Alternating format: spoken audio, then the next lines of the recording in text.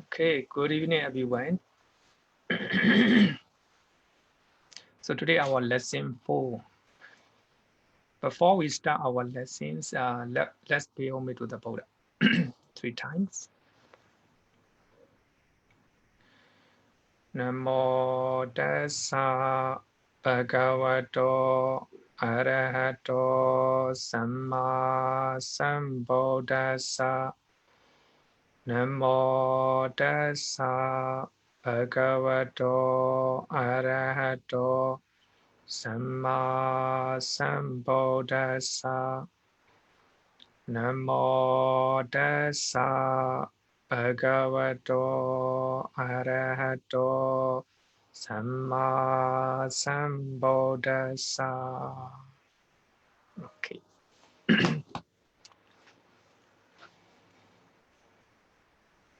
Today we use new system so that you can see my face clearly, and also that you can see the PowerPoint. So we use another medium software so that in the Zoom, especially in the record, in the live streaming, people can see the speaker very clearly. Okay, so, and also I can see you, I can see many of you as well. I can see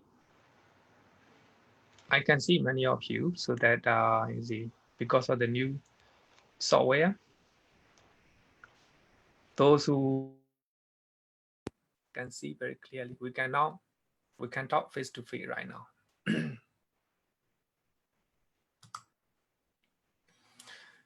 Okay, so this is today our lesson 4. Previous week we talked about 4 ultimate truth or 4 ultimate realities. We call it Brahmata-satcha. Citta's consciousness. So the characteristics of consciousness is awareness of the object. So when we see something, then our mind aware of it. But at that moment, we do not know what it is. Then there will be a lot of mental process according to Abhidhamma. Then when we hear a sound, our mind aware of it. So this is the characteristics of consciousness in Abhidhamma.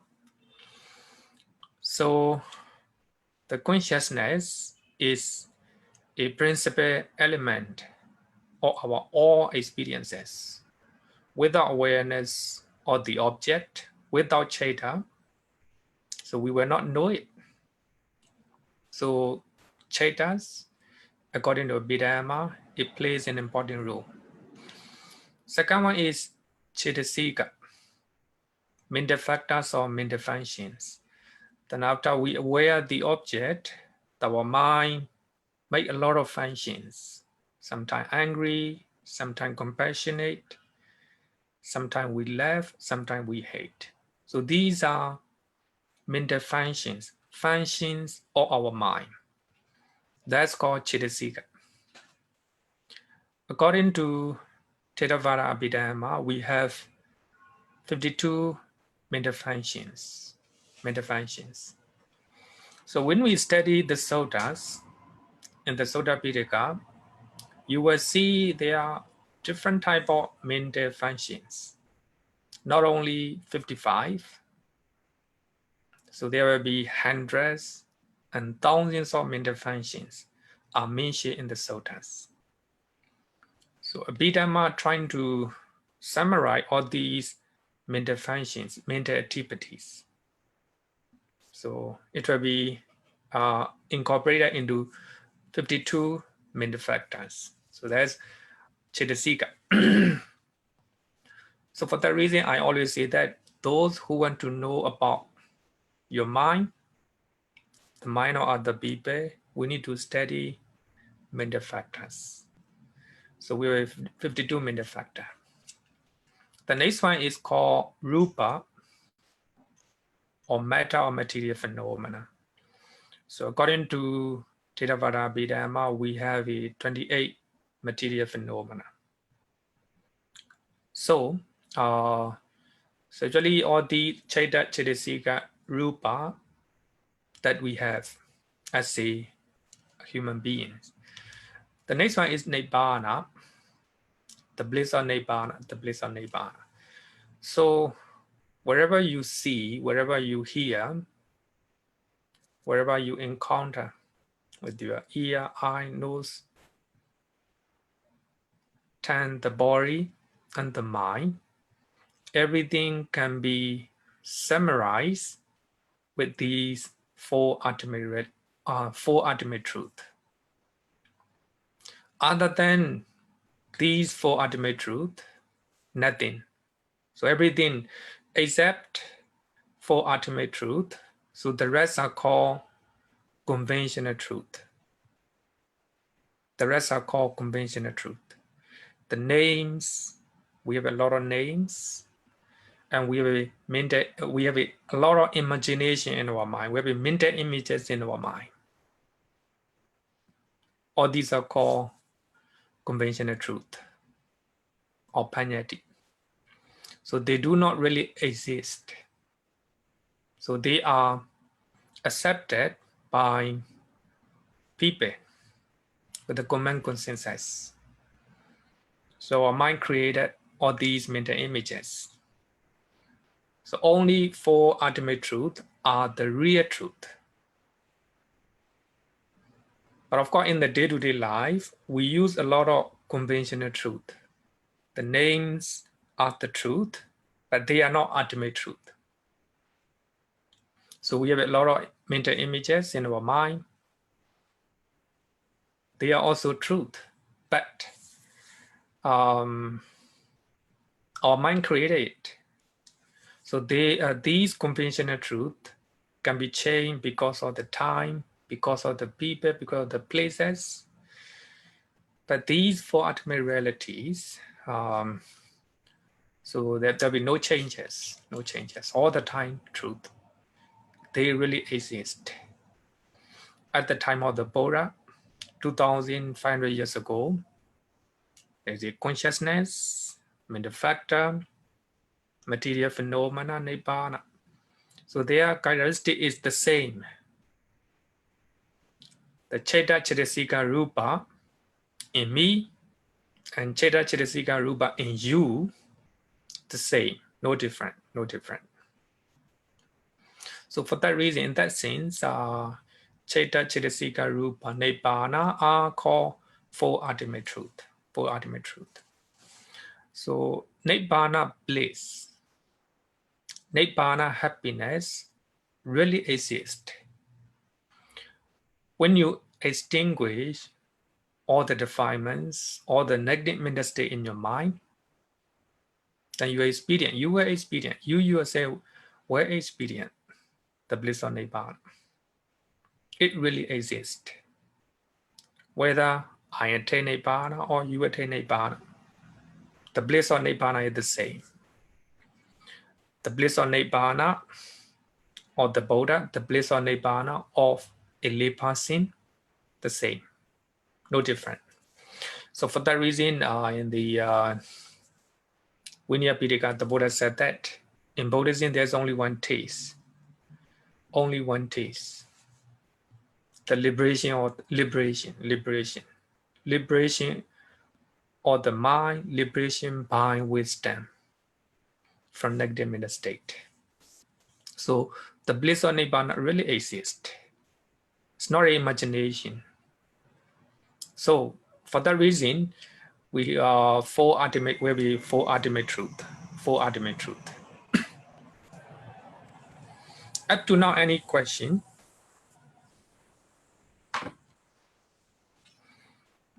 Any question? Okay. Nisha, you can unmute from your side and you can ask. Afternoon, Bhante. I want to ask, so your conventional truth and ultimate truth, through your ultimate truth, you get your conventional truth, right? So it's interlinked.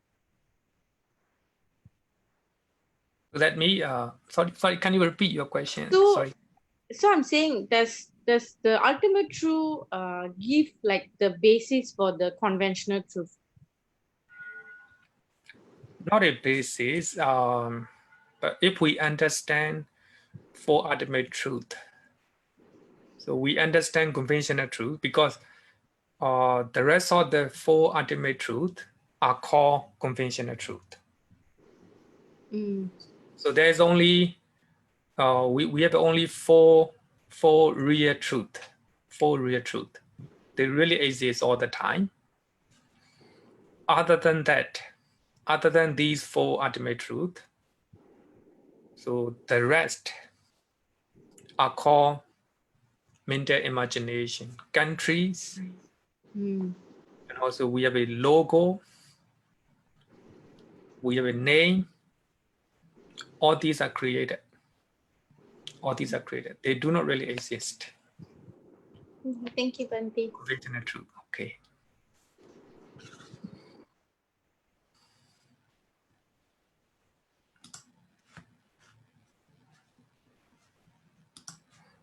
Okay, Chua. Hello. Bhante, thank you for answering my question. I want to ask whether there's something from which all these Citta, Sikha, Rupa, Nibbana come from. Maybe like emptiness. So if there is this thing called emptiness, is emptiness an ultimate truth?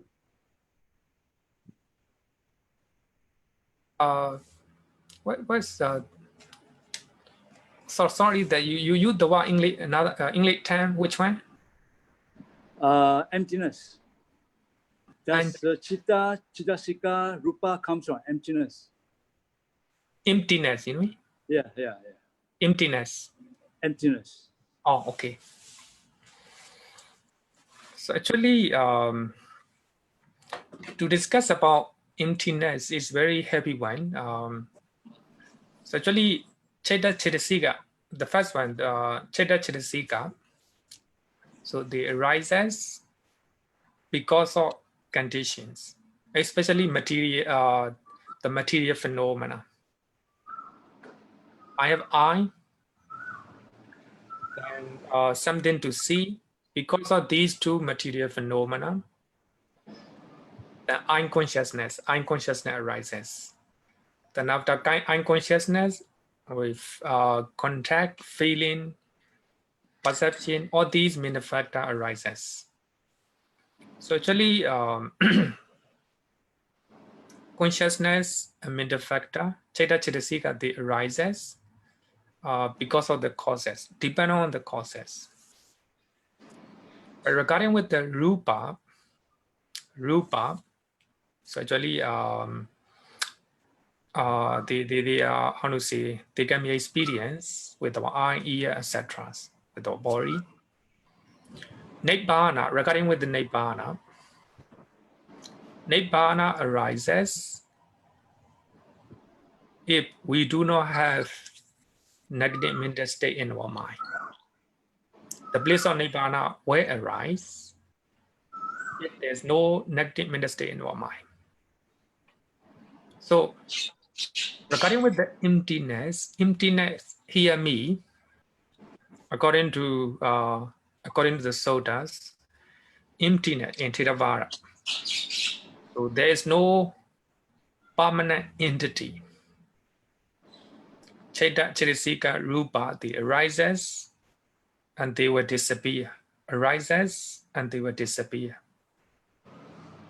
So there's no permanent entity in the Citta, in the Citta, Sikha, and in the Rupa. So in that sense, we call it empty. Empty of permanent, how to say that?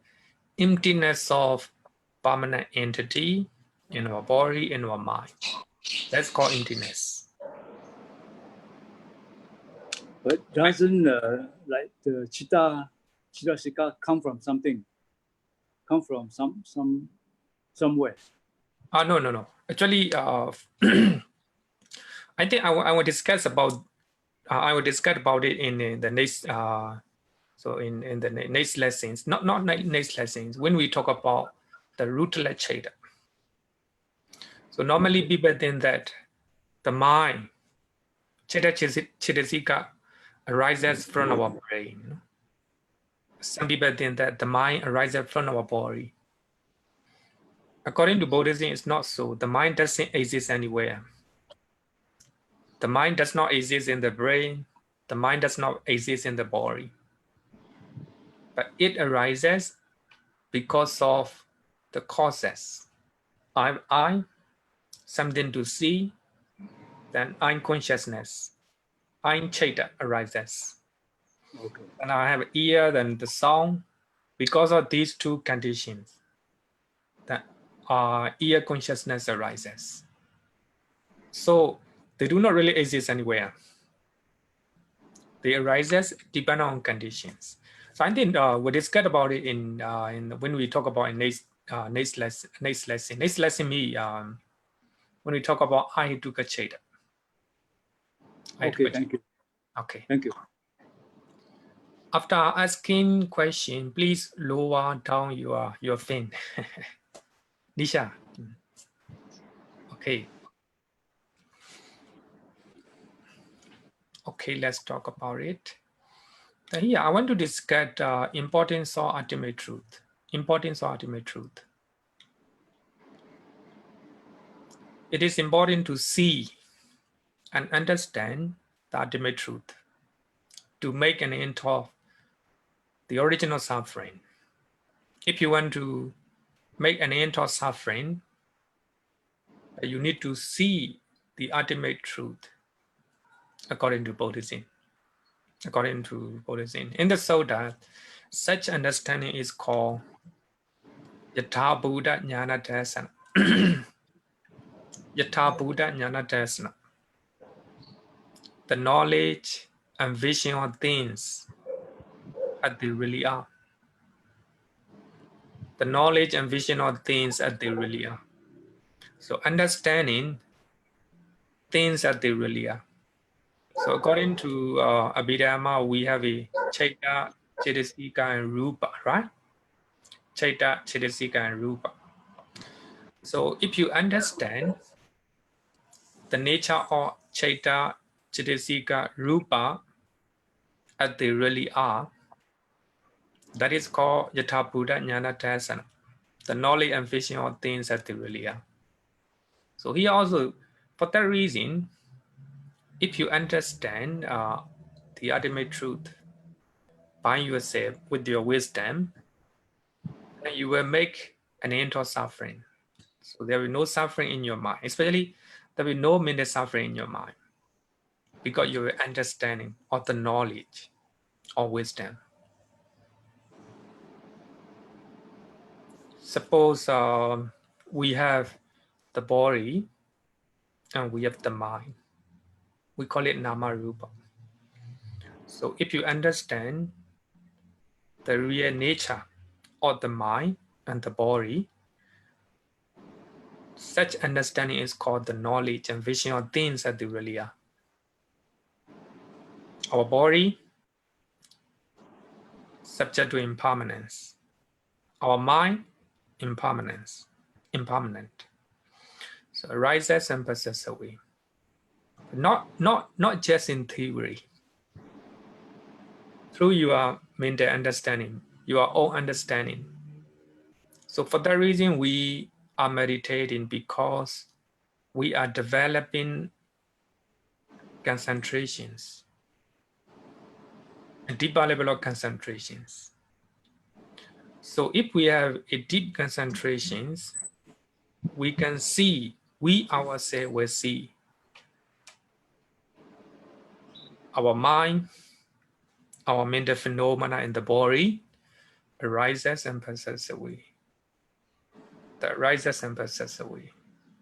You yourself will understand. You yourself will see it. If you see the impermanence nature of your body and your mind, that is called the knowledge and vision of things as they really are. So if you have such understanding and wisdom, if you encounter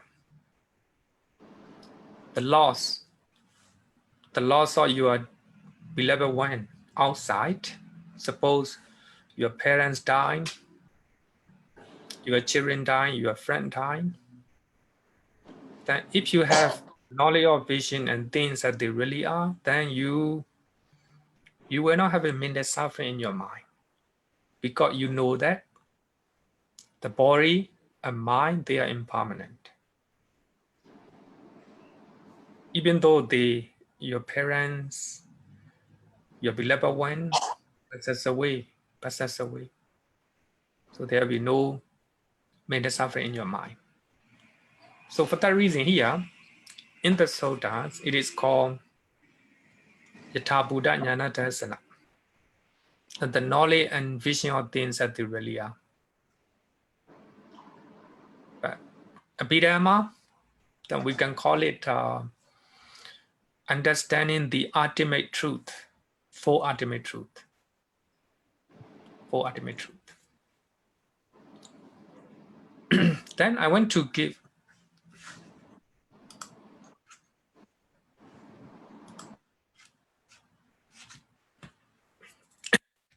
okay, so I want to show the nature of ultimate truth, then as well as conventional truth. So in the dependent origination in the suttas, so regarding with rebirth, the rebirth in the new existence is mentioned in this way. It's called, it is from Samdha Nikaya. Regarding with the birth in the new existence, it is mentioned in this way. And the Buddha said that, and what bhikkhus is birth? The birth of the various beings into various order of beings. They are being born, descend into the womb, protection, the manifestation of the aggregate, the obtaining of the sense pieces. This is called birth. For those who haven't learned dependent origination, it may be a little bit difficult, but I just want to, compare conventional truth as well as the ultimate truth. So in these teachings, so the Buddha talk about a rebirth in the new existence. So when you look at here,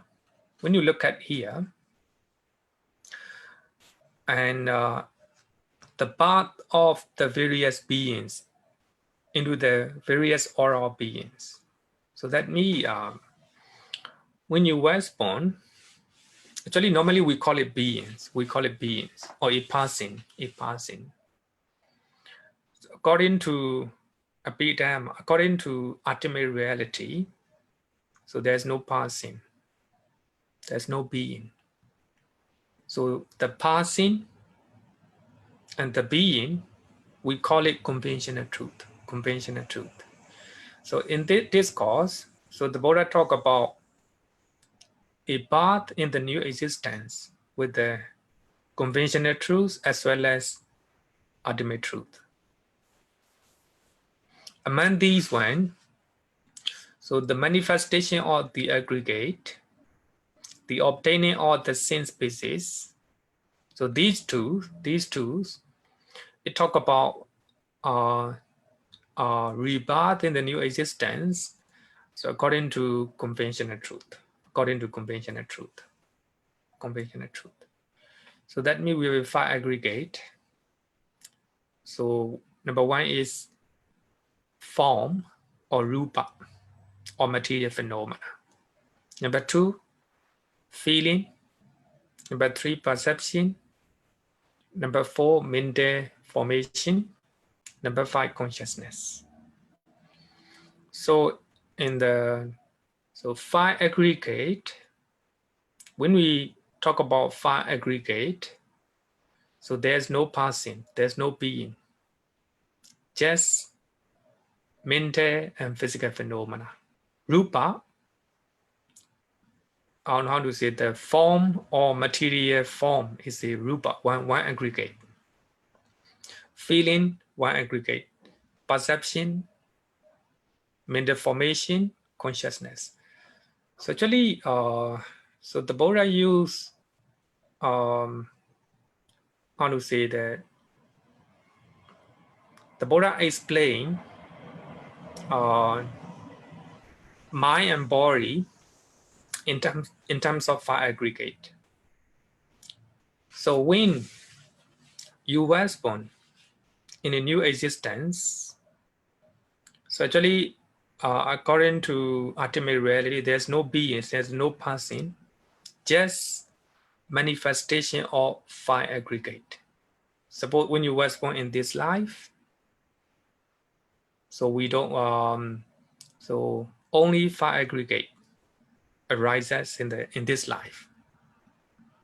So the form, feeling, perception, mental formation, consciousness manifests in this life. So this one, the manifestation of the aggregate, this is called, we call it, so the Buddha use ultimate, the Buddha talk, the path of a sentient being, in the ultimate reality way. Another one is obtaining all the sense basis. So sense basis here is eye, ear, nose, the tongue, the body, and also mental base. So here, the manifestation of the aggregate, the obtaining of the sense basis, only these 2 terms talk about ultimate truth.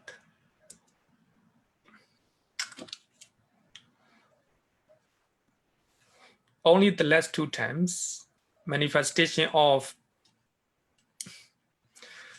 the aggregate and obtaining of the sense basis, so are the ultimate reality teaching. So the rest are called conventional teaching, or panyati. So when you look at, how to say that,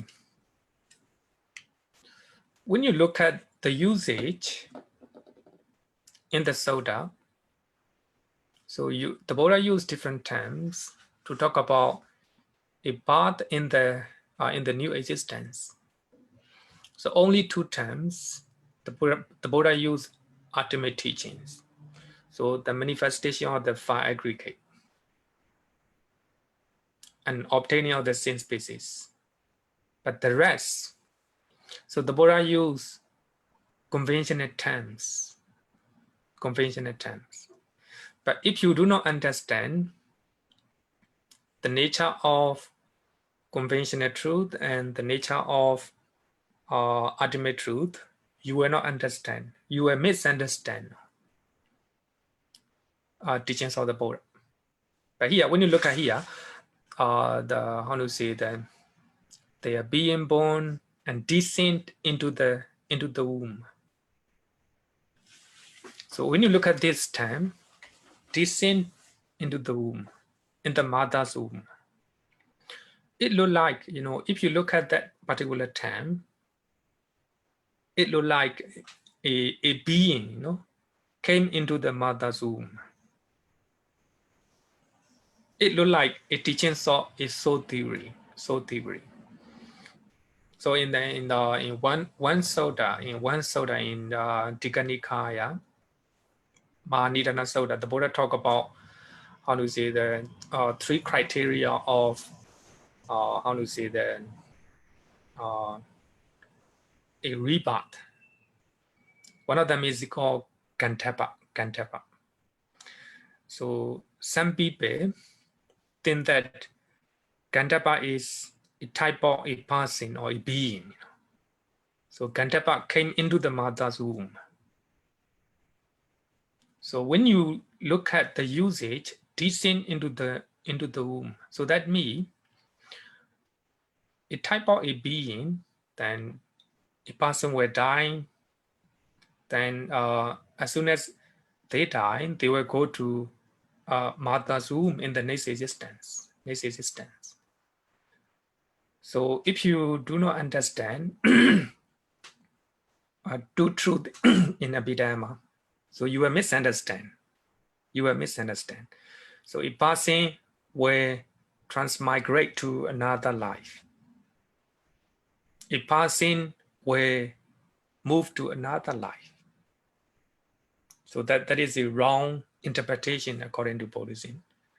So actually there's no transmigration or a passing, or there is no movement of a passing from one life to another.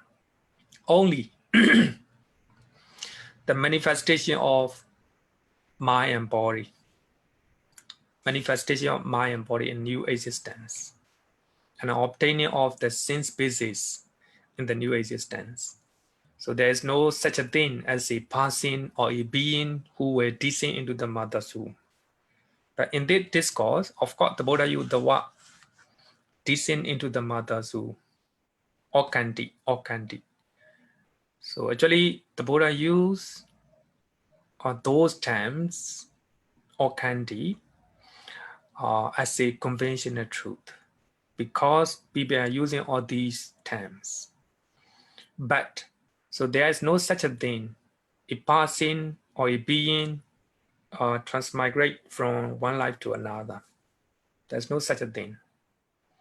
But as soon as your mental and physical phenomena die in this life, then manifestation of new mental and physical body in the next existence. So there's no such a thing, a passing or a being moved to another existence. But here the Buddha used descend into the mother's womb. So the Buddha used as a conventional truth, conventional terms, because we are using as a conversation. When you look at these teachings, I hope you understand the importance of understanding, the importance of the knowledge or understanding of Four Noble Truth. So if you understand two truth in Abhidhamma, conventional truth, then ultimate truth. So there will be no misunderstanding or misinterpretation about the Buddhist teachings. Okay, any question regarding with this one? Because this is important, because we need to know the importance of ultimate truth. We are meditating because we want to see ultimate truth.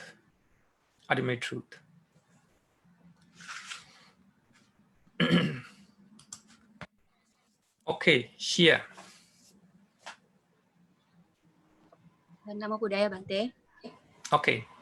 Bhante, there is one question, because just now Bhante mentioned about 5 aggregates. One of them is consciousness. Yeah. And then the 4 ultimate truths, also one of them is consciousness. Are they the same? Oh, very good question. Actually, they are the same. In the 4 ultimate realities, we have a consciousness. In the 5 aggregate, we have a consciousness. They are the same. In the 4 ultimate reality, we have a Cittasika. And we have a 3 aggregate. Feeling is Cittasika. Perception is a Cittasika. And mental formation, Sanya Khanda. Actually, these mental formation is another 50 Cittasikas. But the first one, the first aggregate, Rupa Khanda, Rupa. Form is a rupa, the same rupa. So the difference between here is in the four ultimate realities, we have a Nibbana. In the five aggregate, no Nibbana. So Nibbana is not reckoned or counted as a aggregate. So for that reason, I always say that if you see five aggregate, you see ultimate realities. Another thing is in the Mahasatipatthana Sutta, we have four foundations of mindfulness, right? The first one is kaya, body. How do you say the kaya? Kaya is the recollection of the body, recollection of the body. And second one is recollection of feeling. Sorry, how to say the contemplation of the feeling. And third one is contemplation of the mind, Citta. And the last one is contemplation of the phenomena, contemplation of the phenomena, Dhamma. In the Satipatthana Sutta, we have four foundations of mindfulness. So you develop mindfulness because you are meditating. The reason is to see the real kaya, to see feeling, to see the mind, and to see material phenomena. Phenomena. So here also in the Satipatthana also, we can even say that the aim of Satipatthana Sutta is, or the aim of meditation, taking meditation is to see kaya as they really are, to see Vedana and Citta and Dhamma as they really are. So actually, same thing. You see, we can call it, how to say, kaya, Vedana, Citta, and Dhamma. They are called ultimate realities. They can be called ultimate realities. And also five aggregate here also can be called ultimate realities. But of course, in the five aggregate, there's no Nibbana. Nibbana is not counted as the aggregate. And also obtaining all the sin species, they are also, the Buddha used ultimate teachings here. So the rest are, other than these two terms, so the rest are called conventional terms, conventional usages, like the path of various beings into the various oral beings. So that here, so you were born among the Singaporeans. Singaporean here, they are oral beings. But you was born here. You are among the Singaporean. You was born as a being among the Singaporean. So actually, we are using the word beings. The Buddha is using the word beings. The word is passing as the conventional terms. So by looking at those conventional terms, it will lead to misunderstanding. People may think that a type of person or a type of being came down, and was born in Singapore. Not like this. When you die in previous life, so the mental and material phenomena cease. And the new mental and physical phenomena arises in this life. So that is called manifestation of the aggregate in this life. The obtaining of the sin species in this life. Only the last two are the ultimate teachings. So the rest are conventional teachings. Okay. After you ask question, please lower on your hand. Wagnesh.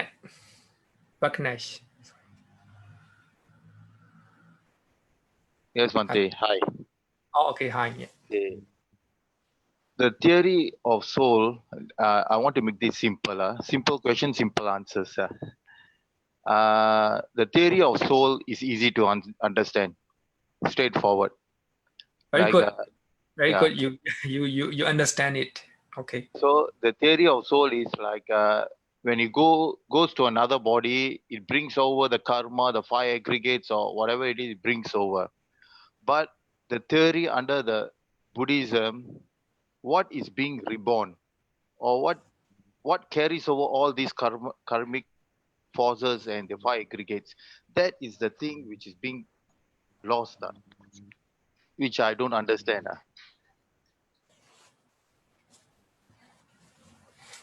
Oh, so that means you accept theory of you understand theory of soul. There's no soul, The but you. theory, sorry, the theory of soul, if anybody speaks on that, is easy to understand. Okay. Yeah. So, but the theory of no self is even in the logic sense also, it doesn't make sense. Why I'm telling that is when the five aggregates and the karmic force, something must hold all the good karma and the bad karma to cause it to be have a rebirth, whether it being as an animal or being as a human beings or being as a ghost or even in the heavens. So what is this being born? Okay. The first one is you it is easy to understand. There's no soul. Okay. And second part is which carry, which move to new light, right? Yes. Especially in Mahayana school, I in general, I would say in general, in Mahayana we have one theory. We call it Alaya Vijnana, something something that how to say all your karma, or good or bad, all the energy will be stored in that place, in that particular place. Alaya Vijnana is the how to say, a type of a place that store all the good and bad karma in our life. But in Buddhism, in Theravada Buddhism, we don't have such things. As I earlier said that our mind arises because of the causes, So the mind is not stored somewhere. Then our karma also not stored in somewhere. But there will be energy that make, how to say, our mind, how to say, so there's no, how to say, our mind is not stored somewhere. Our mind, it arises because of the causes. I and something to see, the I consciousness arises, and other mental factor also will arise. Because of I and form, these causes, the mind arises. Yeah, when I refer to the mind, it means Citta, Cittasika, these two. So there's no such a thing that the mind is stored somewhere. No such one. But of course, in just like you, many people, for many people, it is hard to accept. There's nothing that our karma, good and bad karma, is stored. It will be produced in this existence. But when you understand the nature of the mind, I think that problem is solved. So the first one you need to understand is our mind is not stored somewhere. The mind is not in the brain, the mind is not in the body, not somewhere else. It arises because of the causes, because of the causes. So, then the rebirth in the new existence, the rebirth in the new existence. So the principal element is consciousness. The principal element in the new existence is called consciousness, vijnana, vijnana. So the vijnana of consciousness arises in the new existence because of the craving for existence. So in the case of the Buddha and Arahant, so they don't have a craving for existence. So for that reason, as soon as they die, so there will be no new consciousness. So the stream of consciousness totally stop at their death. So, but here, the condition for the rebirth in the new existence is craving. So we was born in the new place because of the craving, So the Buddha and Arahant, they don't have a craving for existence. So for that reason, after they die, so there will be no new consciousness, because there's no cause for that rebirth consciousness in the new existence. For normal people like us, we have a craving for existence. Because of that craving, the new consciousness arises in the new existence, together with Chittasika as well as the Rupa. So there's no something that our karma, our good and bad karma store. So those all the mind, including the mind, the first mind in the new existence, arises because of the causes. So the main cause is ignorance and craving.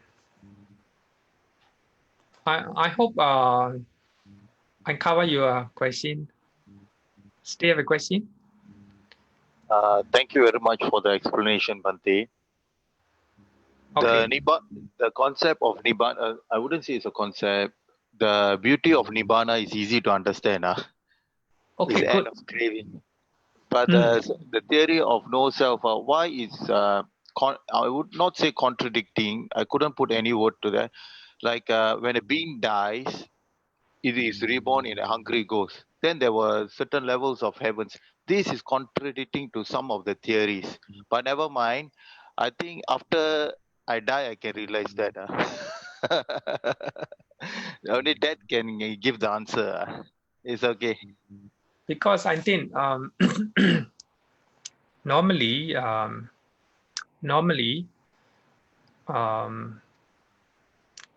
how to say, in our mind we have the concept of something, concept of something in our mind, which is really exists, just like its soul, normally in our mind. Normally within that soul, or whatever language you use, something, there is an entity move to new existence. Normally we are thinking like this. But even here, the Buddha used descend into the mother's womb. So actually, a person or a being will descend into the mother's womb to take a new life. But these are just conventional, conventional terms. So there's no permanent, there's no entity or a person that go to new existence. So the nature of mind is arises and passes away. The new mind will arise, and that also will pass away. When you die, right, this life, the consciousness, Citta, Cittasika, Rupa in this life will stop. Then the new Citta, Cittasika, Rupa will arise in the new existence. So that is the theory of rebirth in Buddhism. But of course, our karma, good or bad, is just a part of our mind. Just a part of our mind. So actually karma, for that reason, karma or good and bad karma, we call it volition. We call it volition. Volition is karma, according to Buddhism. The volition is Cittasika. As soon as you were born in the new existence, then Citta and also Cittasika, volition will be there. When you do the good things in this life, then a good volition will be there. Not something is transmigrating to new existence. Only the manifestation of Citta, Cittasika, Rupa, arising of Citta, Cittasika, Rupa in the new existence. Okay. Okay, thank you very much, Bhante. Okay.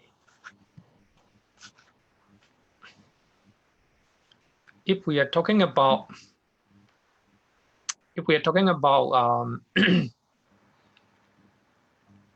rebirth, there many questions arises. Anyway, I think it's good to know it. As a Buddhist, you must know it. Then Eric one. Good afternoon, Bhante. Thank you for the opportunity. My question is about the 5 aggregates. Okay, when I contemplate on it, I realize that it is only 3 aggregates: the Cittas, Cettasikas, and Rupa. Okay. Rupa, you're right.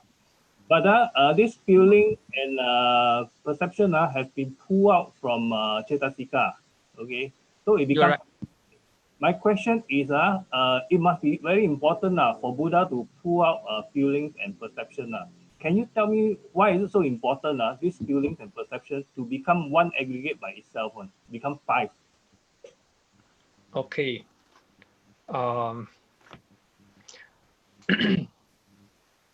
Because feeling, so when we experience good and bad, I want to say that touching, you know.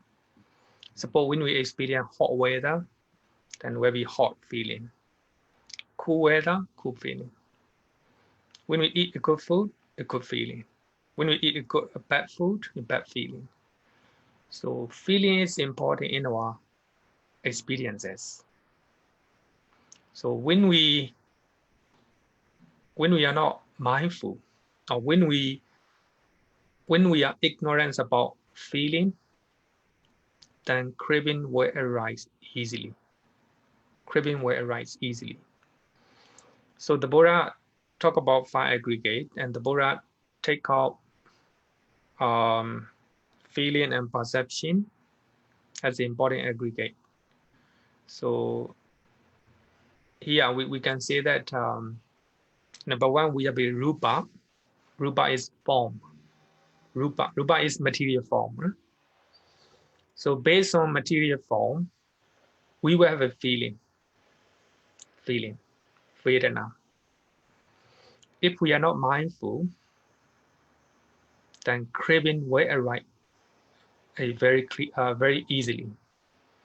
So in the dependent origination, because of feeling, craving arises.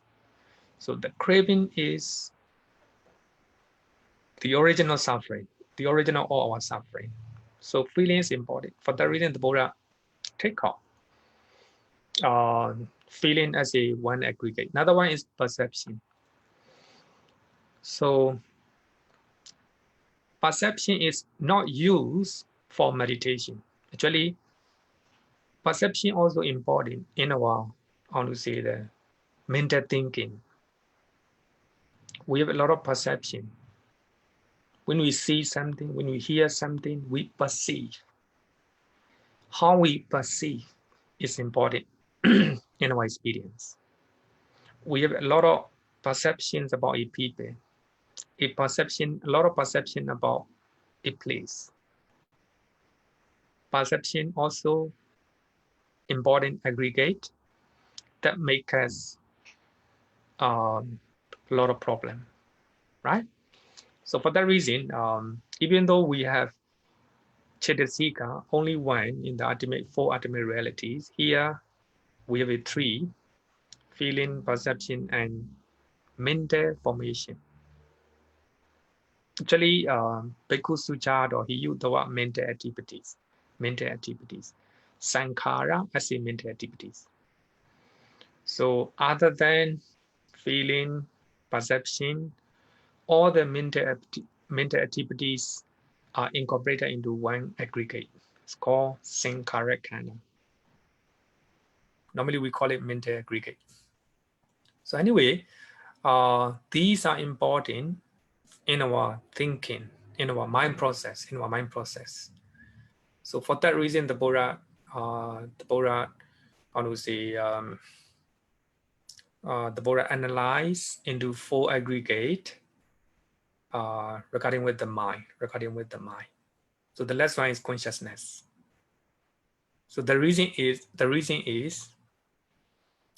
main reason is, so when the Buddha want to analyze the mind and the body, especially the mind and the body, and the Buddha use five aggregate method. But of course, the Buddha used many method.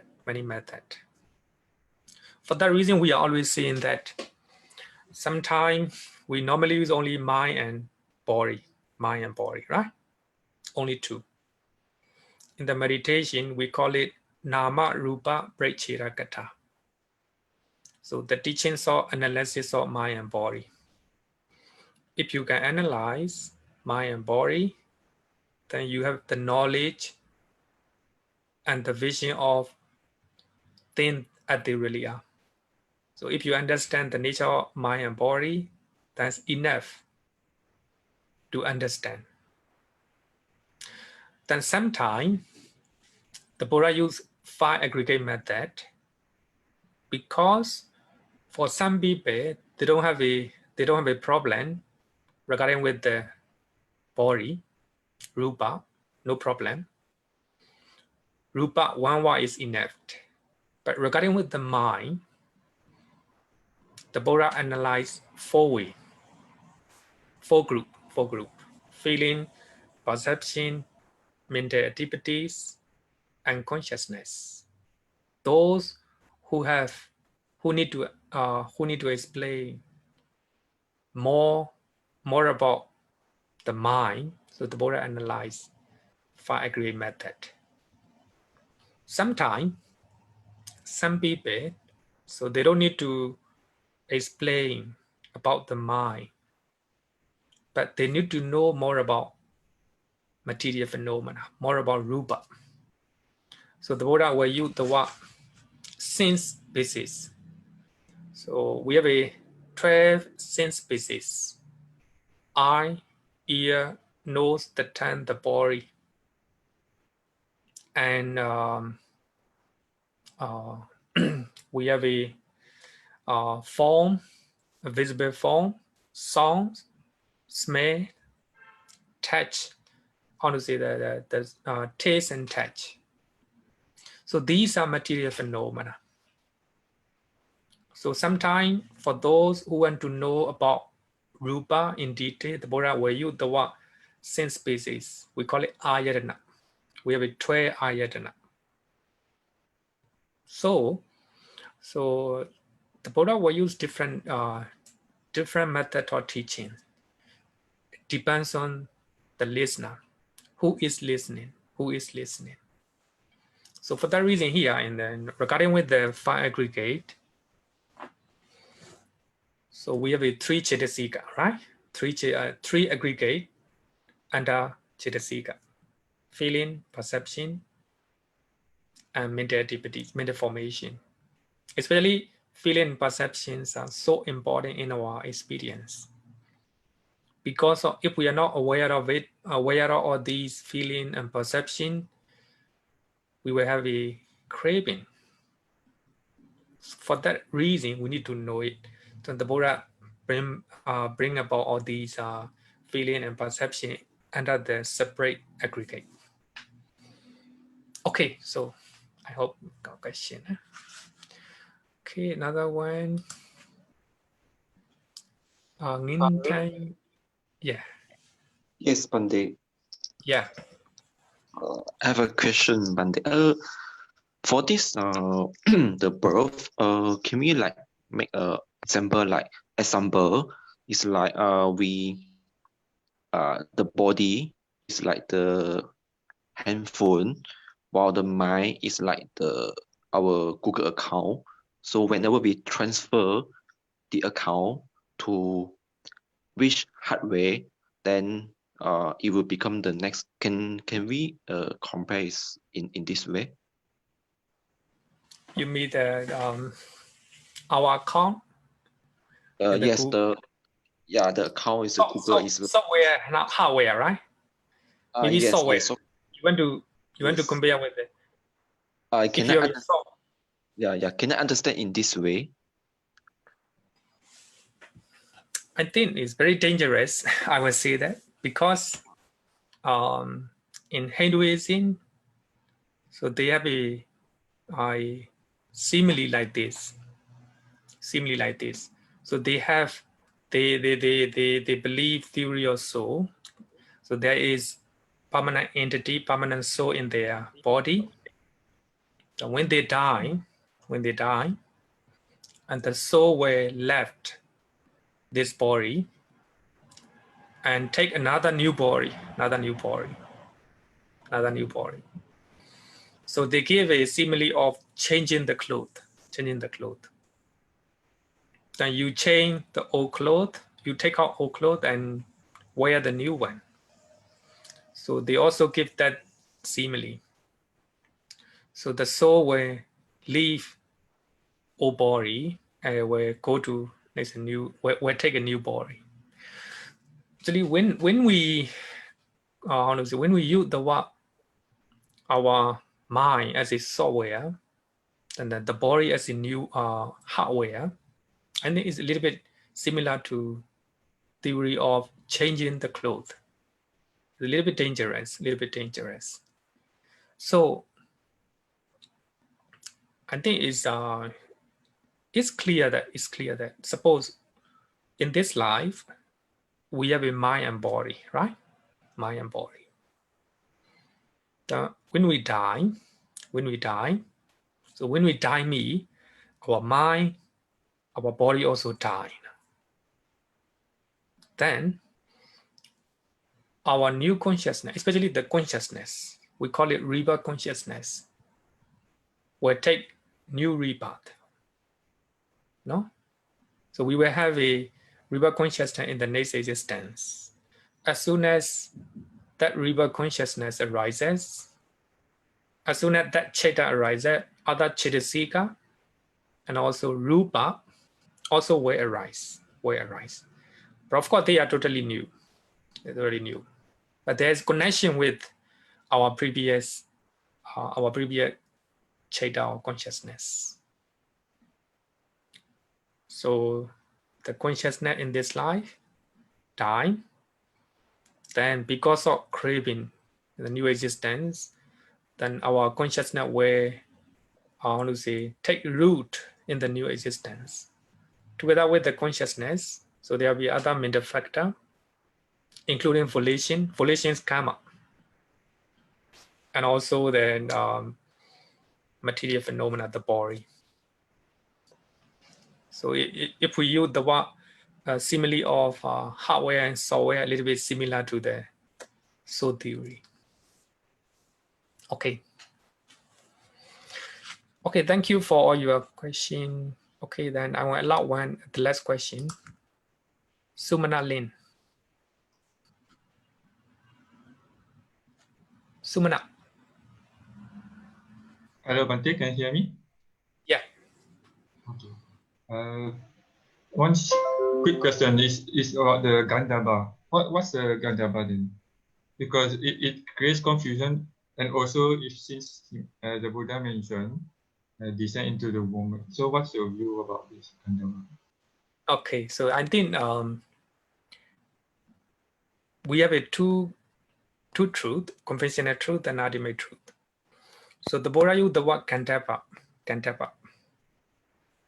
So actually as a conventional truth. Kantapa is just a name.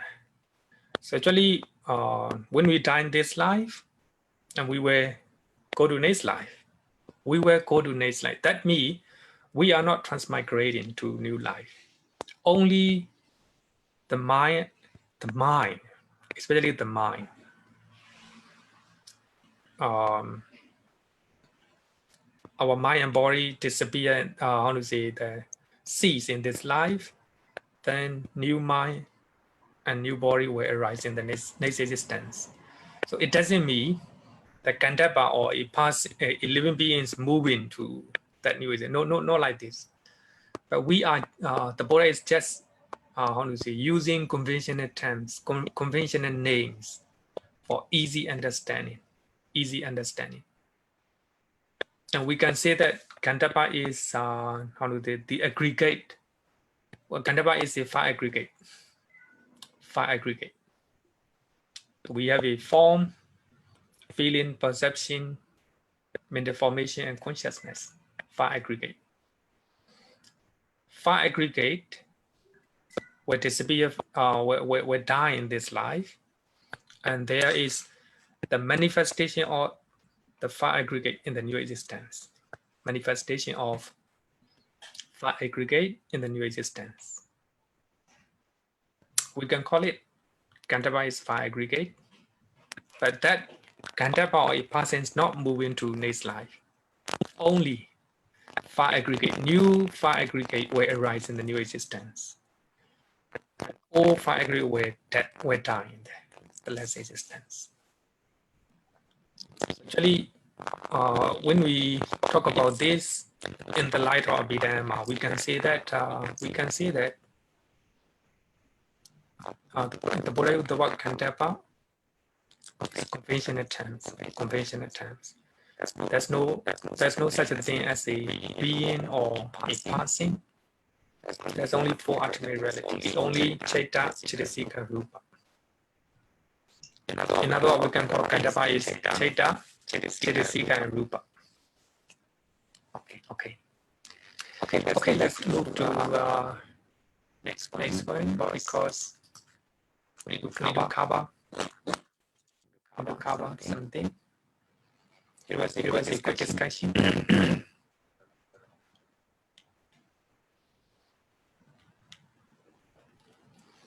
But here we have Abhidhammattha and Abhidhammattha, two names. Normally in the ASAN, so they only ask the difference between Abhidhammattha and Abhidhammattha. It's not a very different one. Abhidhammattha, actually now we are talking about Abhidhammattha-sangaha. Abhidhammattha-sangaha, meaning of Abhidhamma.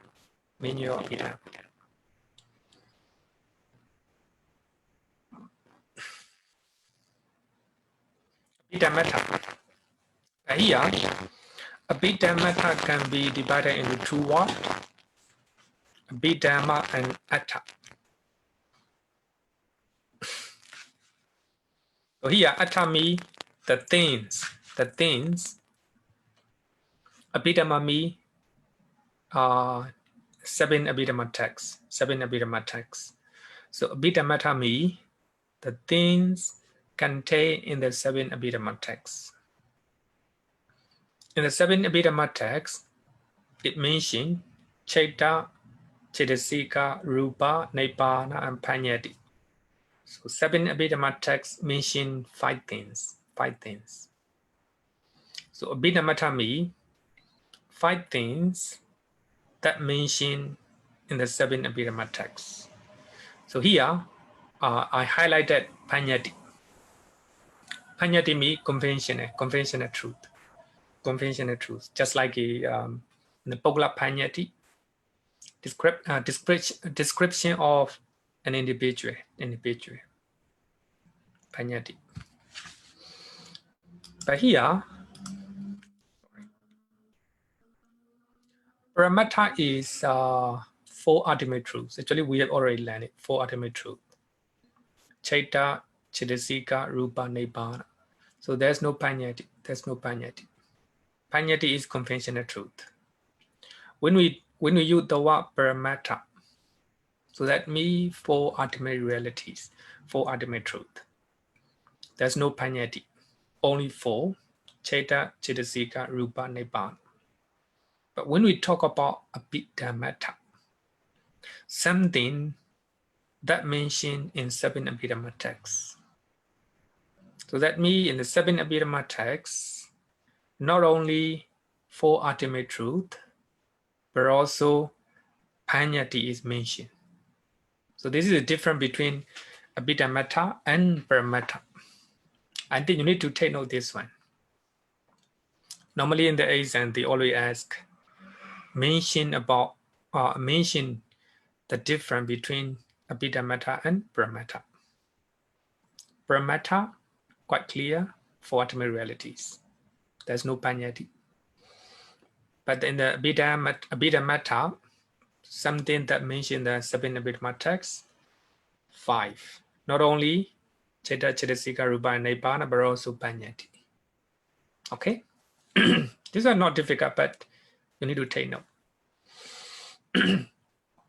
Abhidhammattha, Sangaha. Sangaha is a manual or companion. The companion of the things contained in the 7 Abhidhamma texts. It's called Abhidhammattha-sangaha. Okay. So we have 4 classes of consciousness classified by way of plane. As you all know that we have according to Buddhism, we have 31 planes of existence. 31 planes of existence. We have 11. We have 11 sense-sphere realms. 11 sense-sphere realms, and we have 16 5 material sphere realms, and we have 4 ultimate immaterial sphere plane. So altogether we have 31 planes of existence. 31 planes of existence. 11 sense-sphere plane and 65 material sphere planes and 4 immaterial sphere plane. Altogether 31 planes of existence in terms of plane, in terms of existence. So we have 31. But now we are talking about consciousness or Citta. We have 11 sense-sphere planes. But in the 11 sense-sphere planes, 54 consciousness or 54 Cittas generally arise. In the 16 5 material sphere planes and 50 Cittas generally arise. In the 4 immaterial planes, 12 Cittas generally arise. But now we have next one is a supramundane consciousness. Supramundane consciousness. So we have 8 supramundane consciousness. So we have 4 Magga Citta and we have 4 Phala Citta. 4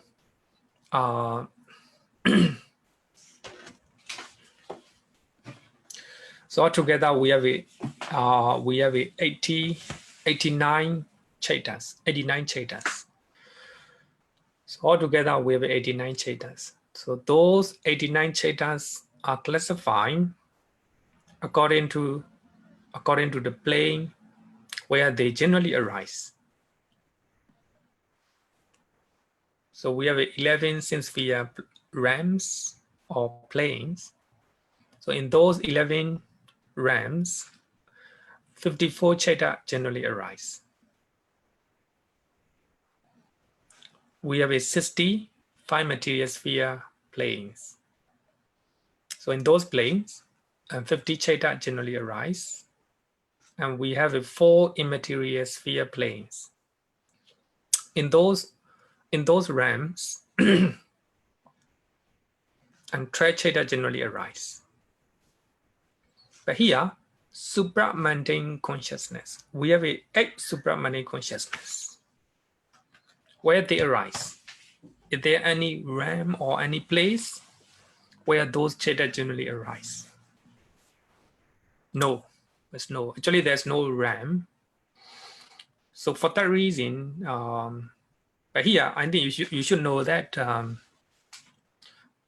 when you have 8 supramundane consciousness, 8 type of supramundane consciousness, Lokottara Citta, you experience the bliss of Nibbana. You experience the bliss of Nibbana. So actually, according in Buddhism, we have 4 Magga Citta. So we have 4 Phala Citta. So when those Citta arises in your mind, so those Cittas will destroy negative mental state in your mind. They will destroy Lobha, Dosa, Moha in your mind. If there's no Lobha, Dosa, Moha in your mind, then the bliss of Nibbana, you can experience the bliss of Nibbana. So, in that sense, for the Lokottara, 8 Lokottara Cettas, there's no physical plane. There's no physical plane. There's no physical plane. Okay, I think I will come to that when we are talking about 8 Lokottara Cettas, and I will explain in details. For the time being, we have you just remember, we have 89 Cettas. 89 Cettas. So those Cettas are classified according to the plane. According to the plane, we have 11 sphere plane. So those are in 11 sphere planes. 54 Citta arise generally. We have 65 material sphere planes. In those planes, 50 Citta arise generally. And we have 4 immaterial planes, and 12 Citta arise in those planes generally.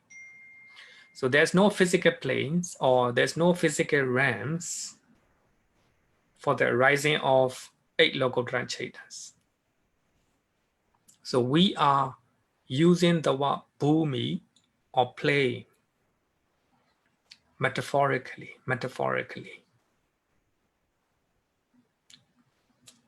I think I will explain it in later part when we go to Lokottara Citta. So for that, I think we have 4 classes of consciousness classified by way of plane, bhumi. I think you should know these 4. Kama Vachara Citta, Rupa Vachara Citta, Arupa Vachara Citta, and Lokottara Citta. You can remember in English or in Pali. In the exam, and you can use any language in Pali or in English in the exam. So when you it's up to you. Some people prefer Pali language, then they can memorize. Kama Vachara Citta, Rupa Vachara Citta, Arupa Vachara Citta, and Lokottara Citta. Those who have a difficulty to learn Pali, then you can remember in English. Since sphere consciousness, 5 material sphere consciousness, immaterial, supramundane consciousness. Okay, so then I think I will explain the nature of, how to say, those planes for those who are new and they're new to Abhidhamma. I think then I think I should explain. We have a sense sphere Chaitas, 54 Kamavachara Chaita. So those Chaitas arises based on our senses, based on our senses. So I is one sense. Based on the I, then some Chaita will arise. So they are called sense sphere consciousness. The ear is one of the sense base. Ear is one of the sense base. So based on the ear, and sound consciousness will arise. Sound consciousness will arise. Then I have ear, then I hear the sound, the eye consciousness.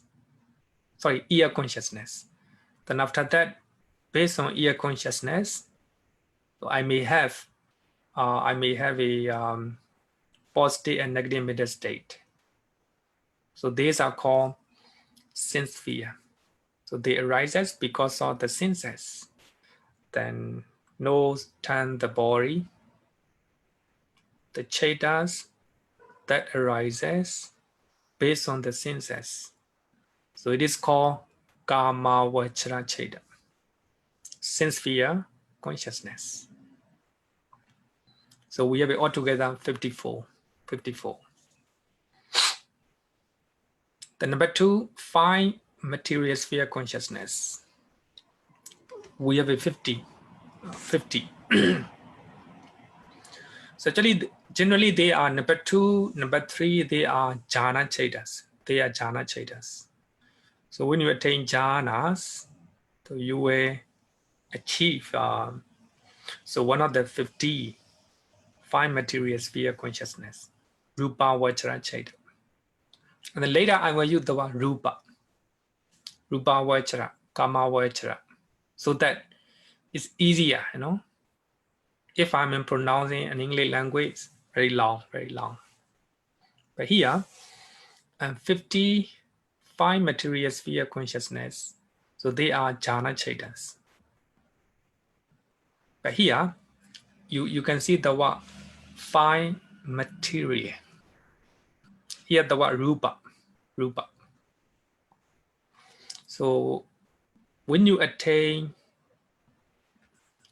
one of the 50 rupa vachara chaitas, so those chaitas are stay connected with rupa. Stay connected with the rupa. When you attain those jhanas, so those jhanas are attained based on the rupa. Suppose you are practicing breathing meditation. You are breathing. The breath is rupa. Your jhana is attained and connected with the rupa. But that rupa is fine. It's not a very, how to say, it's very fine, or very refined rupa. For that reason, we call it 5 material sphere consciousness. Then we have a different type of meditations. So if the jhana is attained based on those 5 material conscious, 5 matter, that's called rupa vachara chaita. So we have a 12 immaterial sphere consciousness. Here you can see the word immaterial. There's no rupa, no? There's no rupa. So those 12 jhanas are attained not based on the matter, and they are attained based on other object. So just like a concept and just like the mind. So arupa jhanas are attained based on the immaterial things. Based on immaterial things, just like a concept and just like a mind. For it's called, we call it arupachana. Arupachana. The next one is Lokottara Citta. Supramundane consciousness. They are the highest. They are the highest. And they are above the mundane Cittas. So actually, other than 8 Lokottara Citta, the rest are called mundane Citta. We have 81 mundane Cittas. 8 Lokottara Cittas are supramundane, higher than mundane Cittas. Mundane Cittas. So when you attain 8 Lokottara Cittas, then you destroy defilements or negative mental state, like lobha, dosa, moha. If you can eradicate, if you can remove all these defilements in your mind, and there will be no suffering, mental suffering in your mind, that means you achieve the bliss of Nibbana. So some people misunderstand that Nibbana is somewhere to go, somewhere to go. Nibbana is in the heaven, or Nibbana in the sky. Some people may think that. No, it's not like that. Nibbana can be experienced in this very life. If there's no lobha, dosa, moha right now, you can experience the bliss of Nibbana right now. So for that reason, 8 Lokottara Cittas, they do not arise based on a particular place. But we call it, we use it the word bhumi or plane because in that particular plane, bhumi, there's no 3 type of craving, 3 type of craving. Sensory craving and 5 material craving and immaterial craving. But here, if there's no sensory craving, number 1. Number 2, if we don't have a 5 material craving. Number 3, immaterial craving. If there's no 3 kinds of craving in that particular plane, so 8 consciousness, 8 Lokottara consciousness arise. But here we use the word bhumi or plane. As far as 8 Lokottara Cittas are concerned, it's not a physical plane. It's not a physical plane. So we use metaphor. We use metaphor.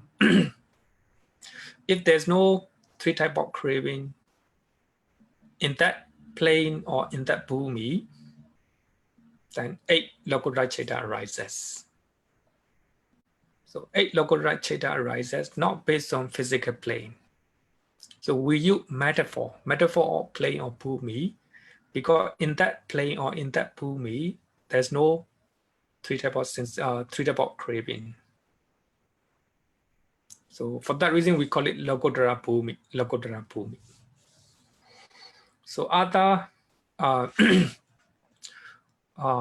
54 Kamavachara Citta, 50 Rupavachara Citta, and 12 Arupavachara Citta. So they arise as depending on physical plane, physical realms. But here, 8 Lokottara Cittas, they arise as not based on physical realms, because we use metaphor in the plane or bhumi where there's no 3 type of craving. Then 8 Lokottara Citta arises. I don't know whether you understand or not. Maybe in when we go to 8 Lokottara Citta, I will explain again. Okay, any question?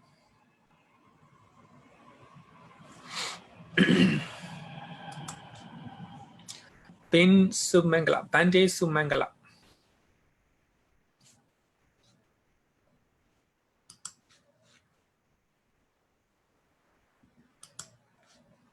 Hello, Bhante. Hello. Oh Can yeah, you Bhante, hear I me? hear you. Yeah, I hear you right now. I want to know, I want to explain these chittas according to Satipatthana Sutta. You know, in Satipatthana Sutta, in Chittanupassana, there are 16 categories of chittas. So, how we can elaborate this according to Abhidhamma? Oh yeah. In the 4 foundations of mindfulness, we have a Citta Nupassana, Yeah. contemplation of the mind. Yeah. So in the 4 foundations of mindfulness, the Buddha used the word Citta. Yeah. So in that Citta Nupassana, and 60 categories are discussed. Yeah. So I think here it is important to know in the Citta Nupassana, even though the Buddha used the word Citta, and the Buddha also mentioned about Cittasika. So in the Satipatthana Sutta, even though the Buddha used Citta Nupassana, so when we use the word Citta, it doesn't mention about consciousness. It also mentioned about Cittasika as well, because we have a Lobha, Raga, or lust, we have a Dosa, hatred, and we have a Moha, delusion. All these are Cittasika according to Abhidhamma. But in the Satipatthana Sutta, so the Buddha used the word Citta, but that Citta indicate not only consciousness in Abhidhamma, it also indicate, it also mention about Cittasika as well. So I think we have to know the terms and also the definition. Here in Abhidhamma, of course, in Abhidhamma we differentiate between Citta and Cittasika. Citta means consciousness, pure awareness, and Cittasika is the mental factor or mental function. But in the Satipatthana Sutta, when we look at the word Citta, it means not only consciousness, but also the mental factor as well, Cittasika as well. Okay, thank you. Okay, Bhante, thank you. Then the last question, we you know. Namaste, Bhante. Okay.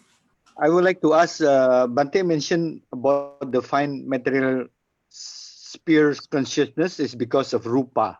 The object of the meditation is because of rupa. But I would like to ask, how about Buddhanusati? Buddhanusati can also attain first jhana, right?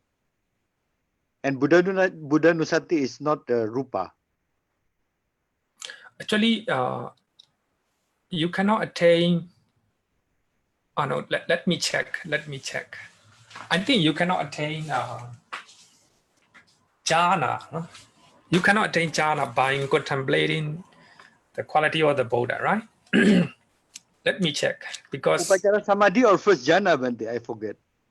Oh no, Upachara Samadhi is a near jhana. It's not a jhana. Yeah. Let me check. Huh? Oh.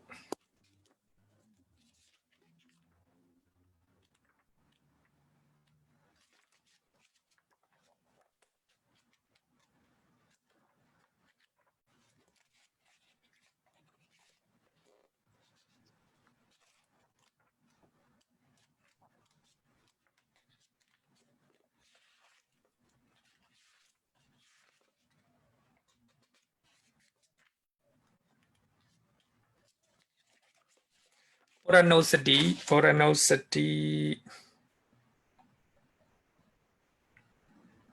No, Puranosati you cannot attain, because you are able to, if you practice recollection of the triple chain, recollection of the Buddha, you can attain only Upachara Samadhi. Okay. And Vajra how Samadhi, about not metta? jhana. And how Metta you about can metta, take. Bhante? Yeah, metta is not rupa, right? Metta, yeah, metta you can attain the first, Second and second, third and jhana. third jhana, yeah, third jhana. And the object of metta is not rupa, right, Bhante? The object of metta is concept of a being, a passing. You're right. You're right. It's very good point. Good point. Of course, yes. Here, when you practice metta bhavana, the object of your meditation is the concept of passing, concept of being, not a matter, not a matter. I think it's a good point. So actually, here, rupa here indicate. I think we can see it in general. But when you practice metta bhavana, then you will attain rupa jhana. But the object of your meditation is not a rupa, not a rupa. It is the concept of a being, concept of a being. So in that sense, my explanation about the rupa jhana are attained based on the rupa. It's not a, how to say, all inclusive, but we are talking about in general. Okay. We're talking about in general. Okay, Bhante, Okay. thank you. Okay, thank you so much for your all questions. So then let's close our lessons. Okay. Yo varadam bhavaro manu jesu sakya muni bhagavakata kecho parakato bala viriya samangi dan sukatan saranatamu pemi raga viraga maninjama sokan dhamma mimansa dhamma raga viraga maninjama sokan dhamma masangata mapatikulan marurami mampakunan suwipatan dhamma miman saranatamu pemi yata chate nama apalamahu chatusu susisu purisayukesu atacha bogalata sate sangha miman saranatamu pemi. Sadhu, sadhu, sadhu. Okay, see you on Monday.